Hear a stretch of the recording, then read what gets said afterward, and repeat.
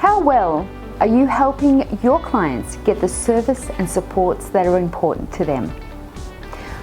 What does it actually mean to provide supports for daily living that optimises the consumer's quality of life? Well, let's find out.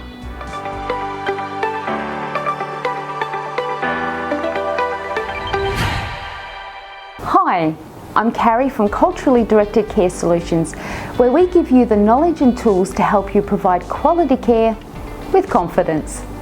If you're new here, consider subscribing so that you can keep up to date with the latest in aged care reforms and practices. Standard 4 is all about the services and supports that help a person to maintain their ability to participate in life. And how do we know what services and supports those are? Well, we've already assessed the person, worked out with them what they want and need. We've set up brokerage arrangements and we've sent out referrals to the relevant people or organisations. We've assigned staff to deliver the services. Now we're monitoring and making sure that those services and supports meets the person's needs in a way that optimises their independence, health, well-being and overall quality of life. The consumer statement for Standard 4 is I get the services and supports for daily living that are important for my health and well-being and that enable me to do the things I want to do. But it's not just a set and forget process. We need to monitor the services that are delivered and make sure that they do meet the person's needs. And it's not just about meeting their physical needs either. If we go back to Standard 1 again, we need to remember that the need to uphold the person's dignity and choice. Our services need to support and promote the person's emotional, spiritual and psychological well-being.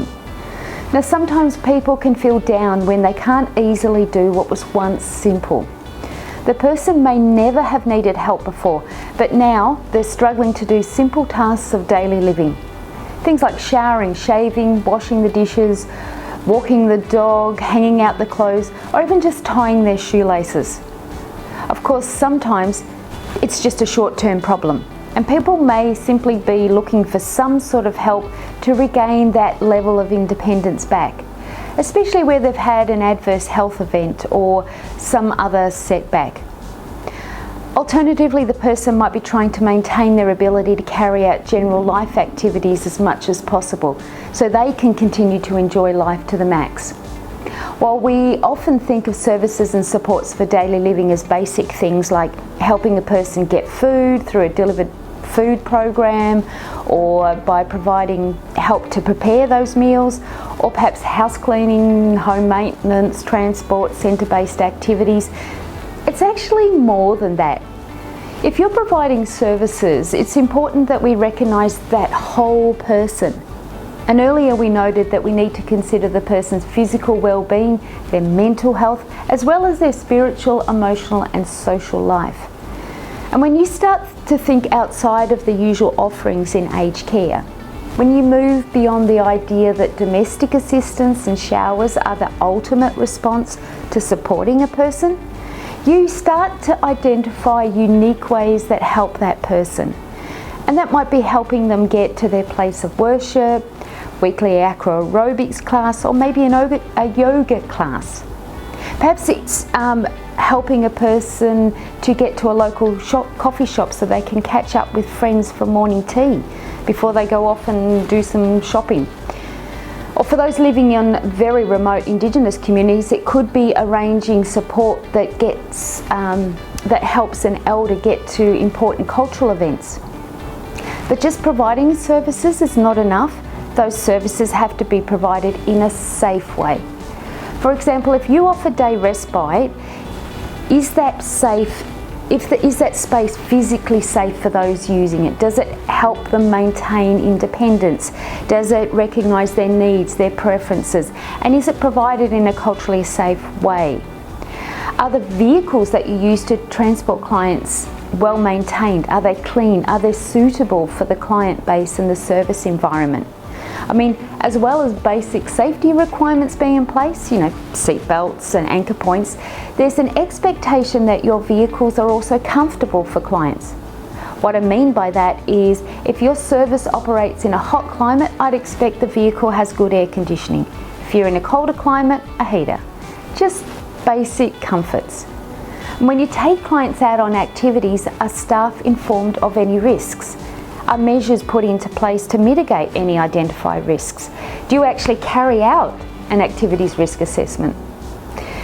Even when it comes to equipment provided for consumers to use in their own home, you need to make sure it's safe and it's fit for purpose.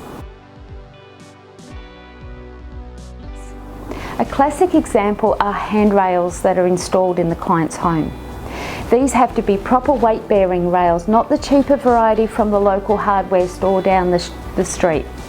They also need to be installed correctly at the right height and well supported. And what about walking frames and shower chairs? People have different needs and there are a range of models to address this. It's important that the service provider arranges a proper assessment by a physio or OT to make sure that the correct equipment is purchased to avoid injury or wasting money. Now, I was recently shown a wheeled walker that had been purchased by a third party for a client, and there was no consideration given for the home that the client lived in. This walker was way too wide to fit through the doorway of the home, and the client had been unable to reach the toilet in time to avoid an accident. They were embarrassed and of course refused to use their walker again. It's definitely not a way to support a person's dignity. Any safety requirements also extend to third-party supports. That might be transport providers that you've subcontracted to provide transport to one or more clients. Perhaps they're providing transport to people in wheelchairs. Well, they have to have a safe and suitable wheelchair ramp to enable them to access the vehicle. Delivered meals or helping a person prepare their meals is also a common service provided to older people. And when we talk about optimising the person's health and well-being, we have to make sure that the meals are safe and meet the needs of the person. The meals should be varied and the people should want to eat them, and they should meet their needs and their preferences. A dietitian or a nutritionist should be consulted if you've got special diets or where chronic disease is present. You know, when you've got renal or diabetes or hypertension or food intolerances, things like that. And a speech pathologist should be consulted when clients have problems like difficulty swallowing or chewing food. It's got to be safe. And along with covering off on the safe delivery of services, we also need to meet the consumer's needs, goals and preferences.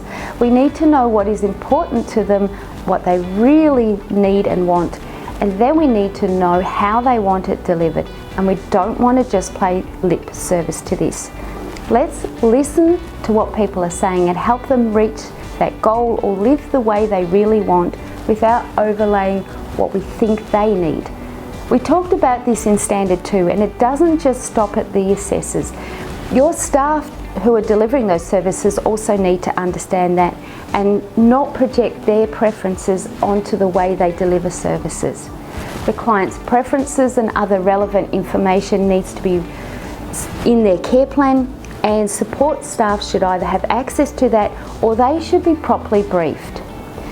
Your staff should also know how and when to escalate an issue or a problem that they identify as they go about their job. And there should be clear communication between the service and any other service providers or contractors so that if issues come up, they can be addressed quickly and the client won't be adversely impacted. So when you help someone, there's a lot to consider, but it doesn't have to be complicated. If you keep the whole person in mind and focus on helping the person to maintain their ability to participate in life and meet their goals, you're on the right path. Now, next time we look at the service environment in a lot more detail. And if you want more information on the standards and other resources, we'll have a link in the description below to the CDCS Community Hub.